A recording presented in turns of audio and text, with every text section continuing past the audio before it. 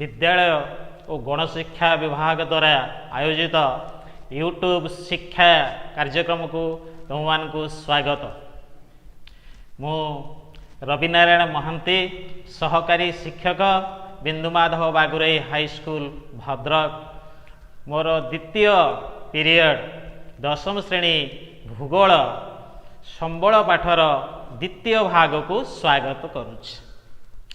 हाँ पिलाए आमे गत पीरियड रे आलोचना करिथिले जे संबल विषय रे संबलर संज्ञा संबलर चारि विशेषत्व संबलर रूपांतरण रे मनुष्यर भूमिका मनुष्य किपरि श्रेष्ठ संबल रूपे परिगणित हेउछि संबलर रूपांतरण रे मनुष्य किपरि चारोटी भूमिका निर्वाह करुछि एवं शेषरे संबलर श्रेणी विभाग जानिथिले।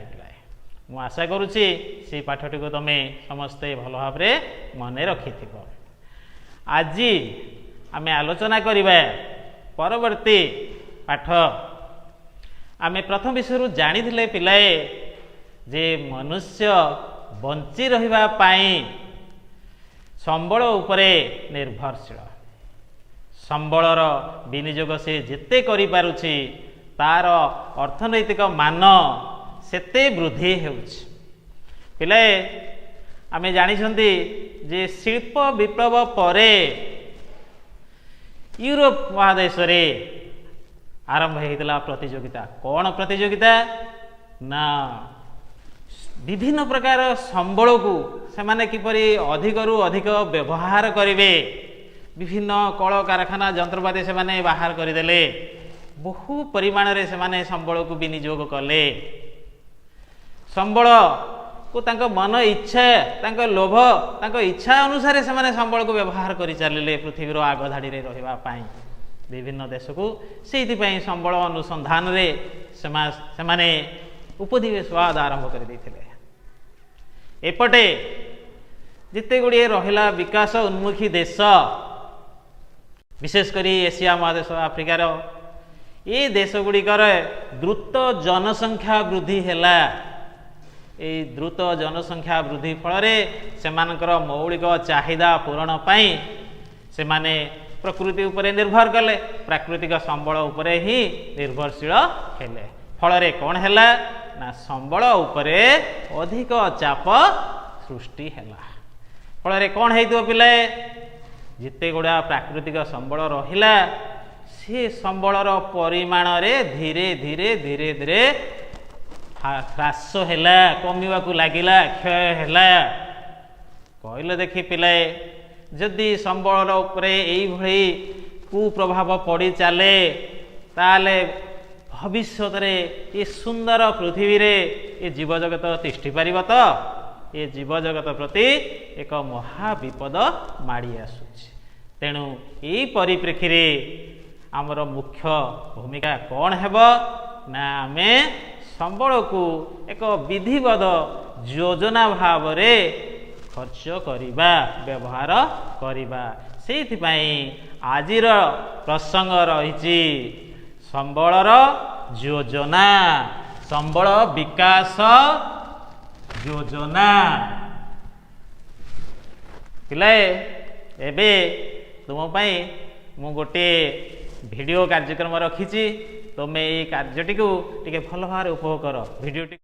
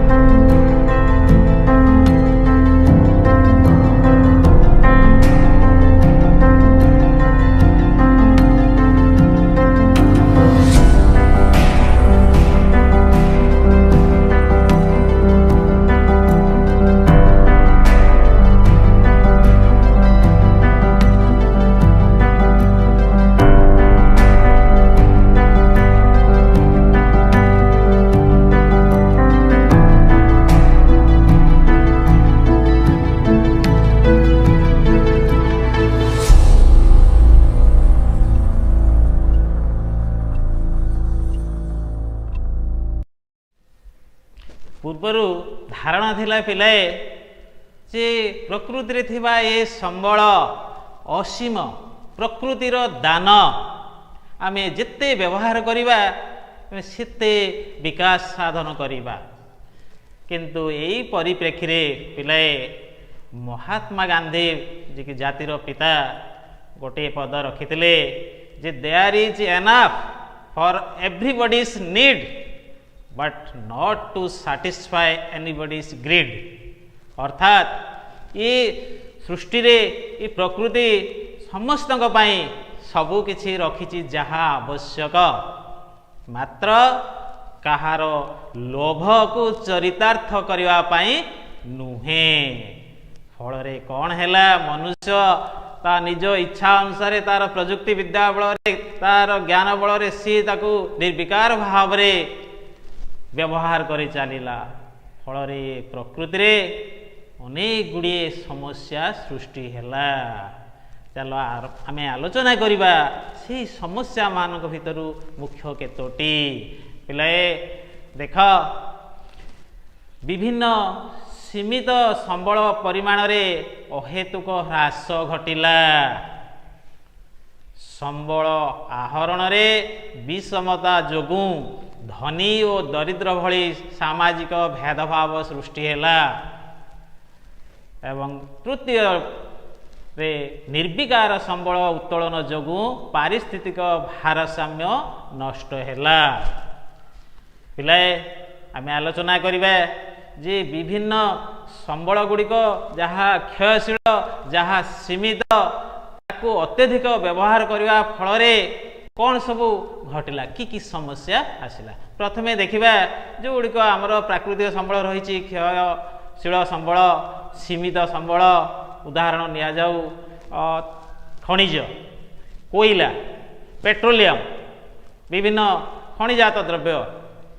ଏଗୁଡ଼ିକ କ'ଣ ହେଉଛି ନା ଆମେ ବ୍ୟବହାର କରିବା ଦ୍ୱାରା ଧୀରେ ଧୀରେ ଧୀରେ ଧୀରେ ତାର ପରିମାଣରେ ହ୍ରାସ ହେଉଛି। ତାହେଲେ କହିଲେ ଦେଖି ପିଲାଏ, ଏ ସୁନ୍ଦର ସୃଷ୍ଟିରେ ଆମେ ଯେତେ ଉପଭୋଗ କରୁଛେ, ଯେତେ ଗାଡ଼ି ମଟର ବ୍ୟବହାର କରୁଛେ, ଯେତେ ଯାହା କରିଚାଲୁଛେ, ଯଦି ଏ ସମ୍ବଳ ସରିଯାଏ ତେବେ ଆମର ଅବସ୍ଥା କ'ଣ ହେବ? ଦ୍ୱିତୀୟରେ ଏହି ସମ୍ବନ୍ଧରେ ବିଶିଷ୍ଟ ଅର୍ଥନୀତିଜ୍ଞ ଆଡାମ ସ୍ମିଥ, ଯାହାକୁ କୁହାଯାଏ ଫାଦର ଅଫ୍ ଇକୋନୋମିକ୍ସ, ସେ ଗୋଟିଏ ପଦ ରଖିଥିଲେ। କ'ଣ ନା, human want is unlimited, eat can not be satisfied. ତା ଅର୍ଥ ହେଉଛି ଯେ ମନୁଷ୍ୟର ଚାହିଦା, ମନୁଷ୍ୟର ଇଚ୍ଛାକୁ ପୂରଣ କରିବା ପାଇଁ ଯାହା ସେ ଚାହୁଁଛି ତାହା କେବେ ଶେଷ ହୁଏ ନାହିଁ। ଗୋଟେ ଛୋଟିଆ କଥା କହିବି ପିଲାଏ, ଦେଖ, ମଣିଷ ପ୍ରଥମେ ଚାହିଁବ ତାର ପ୍ରାଥମିକ ବା ମୌଳିକ ଆବଶ୍ୟକତା ପୂରଣ କରିବ। କ'ଣ? ଖାଦ୍ୟ, ବସ୍ତ୍ର, ବାସଗୃହ ହେଇଗଲା, ପୂରଣ ହେଇଗଲା। ସେଥିରେ ସେ ସନ୍ତୁଷ୍ଟ ହେବ କି? ନା, ସିଏ ଚାହିଁବ ତାର ପରବର୍ତ୍ତୀ ଆଶାକୁ। କ'ଣ? ଗୋଟେ ସୁନ୍ଦର ଘରଟା ହୁଅନ୍ତା, ହେଇଗଲା ମନେ କରାଯାଉ। ତାପରେ ସେ ଚାହିଁବ ମୁଁ ଟିକେ ସାଇକେଲଟେ କରନ୍ତି, ହେଇଗଲା। ଯଦି ସାଇକେଲଟେ ପୂରଣ ହେଇଗଲା, ସେ ଚାହିଁବ ମୋଟର ସାଇକେଲଟେ ହୁଅନ୍ତା କି। ଯଦି ପୂରଣ ହେଇଗଲା, ତାପରେ ସେ ଚାହିଁବ କାରଟେ ହୁଅନ୍ତା କି। ଏଇଭଳି ପିଲାଏ କେବେ ହେଲେ ତାର ଅଭାବର ଶେଷ ହେବ ନାହିଁ। ଏଇ ଭାବନାକୁ ମନୁଷ୍ୟ ଚରିତାର୍ଥ କରିବା ପାଇଁ ପ୍ରାକୃତିକ ସମ୍ବଳ ଉପରେ ତାର ଅଧିକାର ଜାହିର କଲା। ଫଳରେ କ'ଣ ହେଲା ନା, ଯେତେ ଗୁଡ଼ାକ ବିକଶିତ ଦେଶ ରହିଲେ, ସେମାନେ ବିଶେଷ କରି ୟୁରୋପ, ଉତ୍ତର ଆମେରିକାର ଦେଶ ଗୁଡ଼ିକ ବହୁଳ ପରିମାଣରେ ସମ୍ବଳକୁ ବ୍ୟବହାର କରି ଚାଲିଲେ। ଏପଟେ ଯେଉଁଗୁଡ଼ିକ ଜନସଂଖ୍ୟା ବିଶିଷ୍ଟ ଦେଶ, ବହୁ ବେଶୀ ପରିମାଣରେ ଲୋକ ସଂଖ୍ୟା ଅଛନ୍ତି, ତାଙ୍କର ମୌଳିକ ଚାହିଦା ପୂରଣ ଦରକାର, ସେମାନଙ୍କ ପାଇଁ ଘର ଦ୍ୱାର ବାସ ଦରକାର, ସେମାନେ ମଧ୍ୟ ସମ୍ବଳ ଉପରେ ଚାପ ପକାଇଲେ। କିନ୍ତୁ ଦେଖାଗଲା ସମାଜରେ ଗୋଟେ ଭେଦଭାବ ସୃଷ୍ଟି ହେଲା। ଯେଉଁମାନେ ପ୍ରାଚୁର୍ଯ୍ୟ ଭିତରେ ରହିଲେ, ବେଶୀ ସମ୍ବଳକୁ ବ୍ୟବହାର କଲେ, ସେମାନେ ବହୁ ଲକ୍ଜରିୟସ୍ ଲାଇଫ୍ ମେଣ୍ଟେନ୍ କଲେ। ଏପଟରେ ଦରିଦ୍ର ରାଷ୍ଟ୍ର ହେଲା। ତେଣୁ ସମାଜରେ ଗୋଟାଏ ସାମାଜିକ ଭେଦଭାବ ସୃଷ୍ଟି ହେଲା ଏବଂ ଶେଷରେ ନିର୍ବିକାର ସମ୍ବଳ ଉତ୍ତୋଳନ ଯୋଗୁଁ ପରିବେଶରେ ଏଇ ପ୍ରାକୃତିକ ସୁନ୍ଦର ପରିବେଶରେ ବିଭିନ୍ନ ସମସ୍ୟା ମାନ ସୃଷ୍ଟି ହେଲା। କ'ଣ ହେଲା ନା ଆମେ ଯେତେ ପରିମାଣରେ ସମ୍ବଳ ଉତ୍ତୋଳନ କଲେ ବ୍ୟବହାର କଲେ ତାର ପରିଣତିରେ କ'ଣ ହେଲା ଦେଖ ବାୟୁମଣ୍ଡଳ ଉତ୍ତପ୍ତ ହେଲା। ତୁମେ ପିଲା ଶୁଣିଥିବ ଗୋଟେ ଓଡ଼ିଆରେ ବିଷୟ ପଢ଼ା ହେଉଥିଲା ଯେ ପୃଥିବୀକୁ ଜ୍ୱର ଆସିଛି, ପୃଥିବୀକୁ ଜ୍ୱର ଆସିଛି। ଅର୍ଥ କ'ଣ ରେ ନା ବିଶ୍ୱର ତାପମାତ୍ରା ଧୀରେ ଧୀରେ ବୃଦ୍ଧି ହେଉଛି। ଆମେ ବହୁ ପେଟ୍ରୋଲିୟମ ବ୍ୟବହାର ଦ୍ୱାରା କ'ଣ ହେଉଛି ନା ସେସବୁ ଯେଉଁ ବିଷାକ୍ତ ଗ୍ୟାସ୍ ଛାଡ଼ୁଛି, କାର୍ବନ ଡାଇଅକ୍ସାଇଡ୍ ଛାଡ଼ୁଛି, ତାର ତାପମାତ୍ରା ବୃଦ୍ଧି ହେଉଛି, ଓଜନ ସ୍ତରରେ ଫାଟ ସୃଷ୍ଟି ହେଉଛି ଏବଂ ଆମ ଜଳବାୟୁରେ ମଧ୍ୟ ପରିବର୍ତ୍ତନ ଆସୁଛି। ଜଳବାୟୁରେ ପରିବର୍ତ୍ତନ ହେବା ଯୋଗୁଁ ବିଭିନ୍ନ ସମୟରେ ଅସମୟରେ ବନ୍ୟା, ବାତ୍ୟା, ମରୁଡ଼ି ଏସବୁ ଦେଖାଯାଉଛି। ଫଳରେ ମନୁଷ୍ୟ ଜାତି ଏ ଜୀବଜଗତ ପ୍ରତି ଏକ ଭୟଙ୍କର ବିପଦ ମାଡ଼ି ଆସୁଛି। ଏହାପରେ ଆମେ ଆଲୋଚନା କରିବା ଯେ ଏହାର କ'ଣ ପ୍ରତିକାର ଥାଇପାରେ। ଯଦି ଆମେ ସମ୍ବଳକୁ ଏହି ଭାବରେ ବ୍ୟବହାର କଲେ ଏହିସବୁ ମୁଖ୍ୟ ସମସ୍ୟା ଆସୁଛି, ଏ ସମସ୍ୟାକୁ ସମାଧାନ କରିବା ପାଇଁ ଆମେ କ'ଣ କ'ଣ ପ୍ରତିକାର କରିପାରିବା। ଏହି କ୍ଷେତ୍ରରେ ପିଲାଏ ମୁଁ ଗୋଟେ ଛୋଟିଆ କଥା କହୁଛି, ଟିକେ ଭାବ ତ ତମେ ସବୁ ଯେତେବେଳେ ବିଦ୍ୟାଳୟରେ ପଢ଼ୁଥିଲ ତମର ଭୋଜି ହୁଏ ଆଉ ବେଳେବେଳେ ମଧ୍ୟ ତୁମେ କୌଣସି ଦୂର ସ୍ଥାନକୁ ବୁଲି ଯିବାକୁ ଚିନ୍ତା କର। ଧରାଯାଉ ତୁମେ ଗୋଟେ ଜାଗାକୁ ସ୍ଥିର କଲ ବୁଲିଯିବା, ଗୋଟେ ପିକନିକ୍ କରିବା। କ'ଣ କର ପ୍ରଥମେ ନା ତାର ଗୋଟେ ଯୋଜନା କର। ସେ ଯୋଜନାରେ କ'ଣ କ'ଣ ଦେଖ, କେଉଁ କେଉଁ ଦିଗ ପ୍ରତି ତୁମେ ଦୃଷ୍ଟି ଦିଅ ନା ଆଗେ ପ୍ରଥମେ କେଉଁଠିକି ଯିବା ସେ ସ୍ଥାନର ଚିହ୍ନଟୀକରଣ କର, କେଉଁଥିରେ ଯିବା ତାର ବ୍ୟବସ୍ଥା କର, କେତେ ଟଙ୍କା ଖର୍ଚ୍ଚ ହେବ, କେତେ ଜଣ ଯିବା, ଏସବୁ ପୂର୍ବରୁ ଗୋଟାଏ ଯୋଜନାବଦ୍ଧ ଭାବରେ ତମେ ଚିନ୍ତା କର ବା ସ୍ଥିର କରିଥାଅ। ଠିକ୍ ସେଇଭଳି ସମ୍ବଳକୁ ଆମେ କିଭଳି ଭାବରେ ବିକାଶ କରିବା ବା ସମ୍ବଳ ବିକାଶ ଯୋଜନାର ଗୋଟେ ଦିଗ ଆଲୋଚନା କରିବା। ସମ୍ବଳ ବିକାଶ ଯୋଜନାର ଦିଗ ଏକରେ କୌଣସି ଦେଶ ବା ଅଞ୍ଚଳରେ ଉପଲବ୍ଧ ସମସ୍ତ ପ୍ରକାର ସମ୍ବଳର ପରିମାଣ ତଥା ଗୁଣବତ୍ତାର ସଠିକ୍ ମୂଲ୍ୟାୟନ। କୌଣସି ଦେଶ ବା ଅଞ୍ଚଳରେ ପ୍ରଥମେ ଆମେ ଚିହ୍ନଟ କରିବା ଯେ କେତେ ସମ୍ବଳ ରହିଛି, ଲୋକମାନଙ୍କର ଚାହିଦା କେତେ ଅଛି, ସେ ସମ୍ବଳର ଗୁଣବତ୍ତା କେତେ, ଏସବୁ ଆମକୁ ପ୍ରଥମେ ଆକଳନ କରିବାକୁ ପଡ଼ିବ।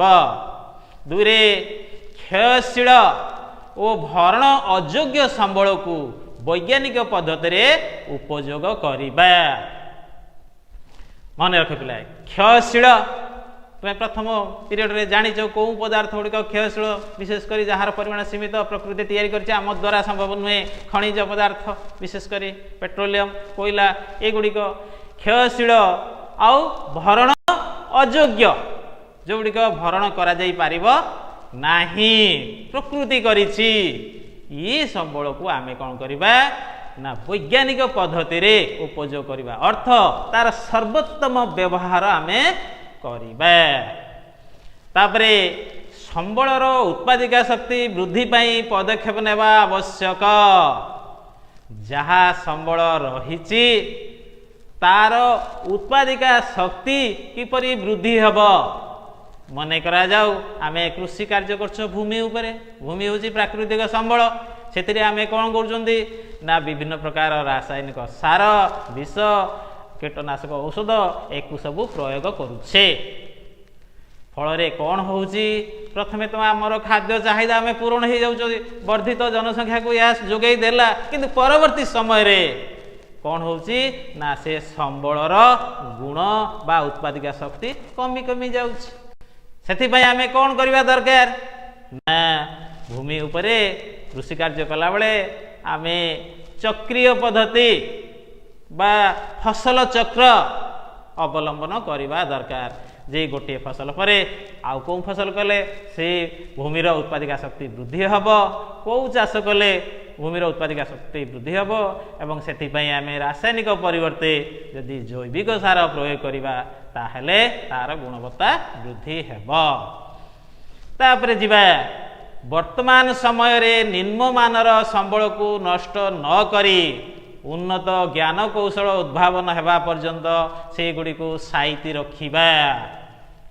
ये लक्ष्य कर पिले जे वर्तमान समय रे आमे जो संबल पाउछे उत्तोलन करि पकेछे बा संग्रह करछे प्रकृति रु तार सर्वोत्तम व्यवहार आमे शिखी नाहंती भविष्य रे हुए तो सेटा माने बहुमुखी व्यवहार लागि पारे अधिक मूल्ययुक्त व्यवहार लागि पारे।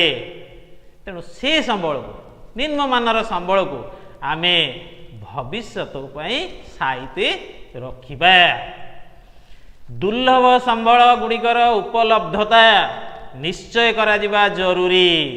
जो संबल दुर्लभ अर्थात आगक मिल न पारे एबे अति मूल्ययुक्त सी प्रकार संबल को आमे व्यवहार करिबा जिते कम संभव माने यथोचित व्यवहार करिबा किंतु भविष्यत पई मध्य आमे ताहा निश्चय करिबा दरकार। अधिकरु अधिक भरण योग्य संबल बा विकल्प संबलर संधान हेबा दरकार सर्वेक्षण हेबा दरकार। से गुड़िकर तालिका प्रति वर्ष प्रकाश हेबा दरकार। व्यवहारकारी माने जानिबा दरकार जे एई संबल किपरि तार विकल्प संबल आमे पाई परिबा। ए संबल सरीगला आमे कोन चुप होई बसिबे कि नाही तार विकल्प संबल को आमे किपरि व्यवहार करि पारिबा। तापरे समस्त संबलर बहुमुखी व्यवहार हेबा दरकार। समस्त संबलर बहुमुखी व्यवहार अर्थ जहाँ संबल रही मानकर आम व्यवहार करुँच जलरू विद्युत स्रोत जलरू विद्युत बाहर करुँच केवल जल को सही कार्य आम व्यवहार न करी आउ कि कार्य जलसेचन कार्य मत्स्य चाष आउ विनोदन केन्द्र ये विभिन्न व्यवहार करने दरकार। तापरे समस्त अंचल संबलर विकास हेबा जरूरी। समस्त अंचल अर्थ जो अंचल संबल मिलुची प्राप्ति स्थान आउ जो अंचल मिलू नाही उभय स्थान रे आमे संबलर व्यवहार करा दरकार। प्रकृति दत्त जहाँ संबल देइछि इटा केवल जोठी मिलुची सही अंचल पई ताहा नुहे या समग्र मनुष्य जगत पई।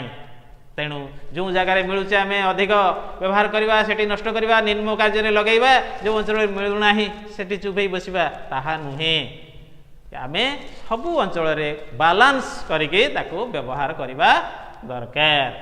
संबल संरक्षण पाई उपयुक्त विधि विधान प्रणयन हेबा दरकार। संबल सीमित व्यवहार असीम चाहिदा असीम। तेणु जो अनभिज्ञ लोक अच्छा जो मैंने तार व्यवहार ठीक भाव जानी ना विज्ञान एत आगे ना तेणु से कौन करवा दरकार ना विधि विधान रहा दरकार आईन प्रणयन हवा दरकार सरकार तरफ जाति तरफ ताहले जाइकी संबलर सर्वोत्तम व्यवहार हो पार। संबल व्यवहार पाई शिक्षा सचेतनता वृद्धि हेबा दरकार। ये पिलाए मन रख ये गोटे गुरुत्वपूर्ण कथा जे संबल व्यवहार पाई शिक्षा सचेतनता दरकार।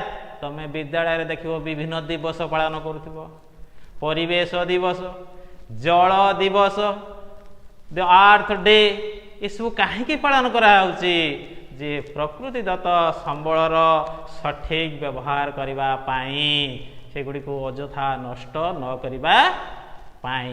तेणु सचेतनता एवं शिक्षा होउछि सर्वोत्तम कार्य। पिले संबल संरक्षण कहले कौन बुझ? संबल संरक्षण कहले संबलर सयत्न विनियोग तथा नवीकरण पाई यथेष्ट समय देवाकू संबल संरक्षण कहती। धारणीय विकास संबल विनियोगर आवश्यकता तथा आगामी वंशधर से गुड़िक संरक्षण करने बा संतुलन रक्षा करने को धारणीय विकास कहुए बा सस्टेनेबल डेवलपमेंट। संबल संरक्षण केतक मौलिक उद्देश्य रही आमे जानिबा दरकार। जीवन धारण पाई अपरिहार्य परिवेशर सुरक्षा, परिसंस्था को विनियोग करने और परिसंस्थार अंतर्निहित क्षमता को अक्षुण्ण रखिबा, जैव विविधता को सुरक्षित रखिबा। तेणु संबल संरक्षणर मौलिक उद्देश्य होउची तीनोटी पिले जे जीवन धारण पाई आम जहाँ दरकार जो संबल दरकार परिवेश ताकू आम सुरक्षा करवा, जो परिसंस्था रही जो हैबिटेट रही ताकू विनियोग करवा ओ परिसंस्थार जो अंतर्निहित शक्ति रही परस्पर निर्भरशीलता रही ताकू मध्य अक्षुण्ण रखिबा दरकार। जैव विविधता को मध्य सुरक्षित रखिबा दरकार। तुम जानिच पिले भारत होउची 12 गोटी जैव विविधता मध्यरु गोटे अन्यतम। तेणु आमे जैव विविधता को सुरक्षा देवा उचित। एबे पिले परवर्ती पाठ को जीवे जे संबल संरक्षणर मुख्य 3 गोटी उपाय। संबल संरक्षणर मुख्य 3 गोटी उपाय कौन ना? एक रे संबलर पुनः व्यवहार माध्यम संबल संरक्षण करिबा। 2 रे संबल व्यवहार रे यथोचित ह्रास करिबा। 3 रे संबलर पुनः चक्रीकरण कौशल अवलंबन करिबा। पिले एठी जाकू मने रखिबा पाई गोटे छोटिया उपाय अछि, ता हउची कोन ना 3R। तुम तो देखिल पिले स्लाइड रे 3R। से 3R रो फुल फॉर्म कौन? प्रथमटा हूँ संबलर पुनः व्यवहार अर्थ रीयूज। द्वितीयटी हूँ संबलर व्यवहार रे यथोचित ह्रास रिड्यूस। एवं शेषटी हूँ संबलर पुनः चक्रीकरण बा रिसाइकल। यही प्रथा को जदि आमे फॉलो करिबा ताहाले आमे संबलर व्यवहार को ठीक भाव रे मार्जित उपाय रे नहीं पारिबा। एबे पिलाय देखिबा आम देश भारत रे संबल संरक्षण और योजना विषय रे। पिलाय आम देश कथा तुम तो जानिछ केते विशाल देश। पृथ्वी रे यार माने लोक संख्या हिसाब रे होउछ स्थान द्वितीय प्राय 130 कोटी लोक एठी बसवास करूछन्ती। ताले सेमानकर चाहिदा केते थिबो? एपटे देखिबा गले भूमि तुलन रे भारतर पृथ्वी रे स्थान मात्र 2.4 भाग, किंतु लोक माने बसवास करूछन्ती 16 भाग। केते अधिक। तेणु भारत रे आमर जहाँ संबल रही ताकू किपरि समस्ते व्यवहार करने सहित भविष्य पाई साइज रखा से केते गुड़े कथा को आम मन रखा पड़ो। से गुड़िक है संबलर आवश्यकता निर्धारण, प्राप्ति स्थानर चिन्हटीकरण, संबल चाहिदार परिमाण आकलन। आउ गोटे दिग है संबलर गच्छित परिमाण और विकास आकलन, विकास स्तर आकलन, यार सर्वेक्षण, मानचित्रीकरण, गुणात्मक मूल्यांकन, संबल उत्तोलन, क्रियात्मक मूल्य, व्यवहार, संबल संरचना एक सबू प्रस्तुत करिबा। संबल उत्तोलन पाई आवश्यक जंत्रपातिर उपलब्धिता, उपयुक्त कौशल, प्रजुक्ति विद्या, बजार मूल्य एकु सबू निर्धारण करिबा। किपरि ताकू आमे उत्तोलन करिबा सेति मध्य अनुष्ठान गठन करिबा। संबल विकास योजना और जातीय विकास योजना मध्य समन्वय स्थापन करिबा।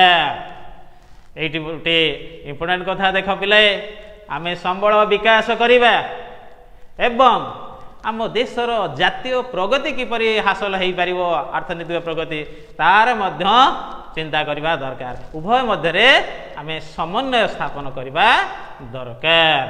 यापर देखिबा आमे आम देश रे संबल विकास योजनार की पदक्षेप निया जाइछि। भारत रे निया जाइथिबा पदक्षेप गुड़िक आमे टिके टिके आलोचना करबा।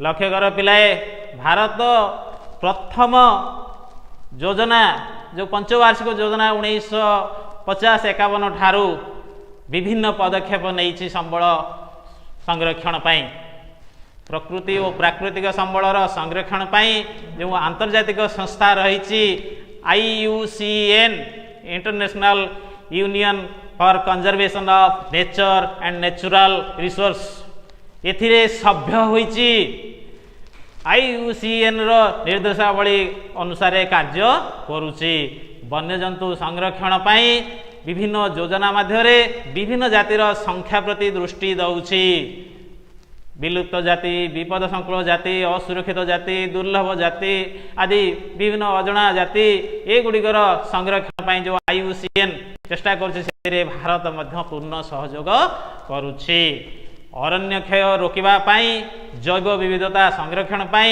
दृष्टि देउछि 1992 रे रियो डी जानेरियो बैठक रे जोग देई भारत विश्व समुदाय सहित कार्य करुछि पिलाए आमर जहा आज कार्यक्रम थिला से गुड़िक तो आलोचना कले एगुड़िक मन रख पिलाए तुम्हें केते ताकू बुझिल केते मन रखिल ताहाकू आमे टिके टिके परीक्षा करिनबा मु तुम पाई छोटिया छोटिया केते गुड़िए प्रश्न रखिछि तमे उत्तर देवाकू चेष्टा कर प्रश्न 1 पूर्वरु मनुष्य संबल को कौन बोली भाबुथिला धन साइता संपद प्रकृतिर मुक्त दान संबल भंडार कौन बोली भाबुथिला निश्चय पिलाए उत्तर दब प्रकृतिर दान मुक्त दान आ गोटे प्रश्न पचारुछि प्रथमे केउ देश गुड़िक संबल को अधिकरु अधिक व्यवहार कले प्रथमे केउ देश गुड़िक संबल को अधिकरु अधिक व्यवहार कले एसीय आफ्रिकीय यूरोपीय दक्षिण अमेरिकीय सठिक उत्तरटी हेउछि यूरोपीय केउटी अत्यधिक संबल उत्तोलनर परिणाम नुहे भूताप वृद्धि भूक्षय परिवेश प्रदूषण वनीकरण केउटी नुहे परिणाम सठिक उत्तरटी होची वनीकरण केउटी अक्षय शक्ति संबल भावे ग्रहणीय कोयला बायोगैस सौर शक्ति एवं तैल शक्ति केउटी अक्षय शक्ति नुहे ये पिला माने तम उपरे उत्तरटी मु छाड़ी दउची तमे ही कहब केउटी अक्षय शक्ति संबल भावे ग्रहणीय सौर शक्ति रियो डी जानेरियो विश्व बैठक केबे अनुष्ठित होइथिला 1991 1992 1993 1994 सठिक उत्तर होउची पिला 1992 एबे तुम पाई गोटे छोटिया कार्य मु दउची गृह कार्य भाव रे तुम घरे व्यवहार होतुवा विद्युत शक्ति संरक्षण किपरि करिवो लेख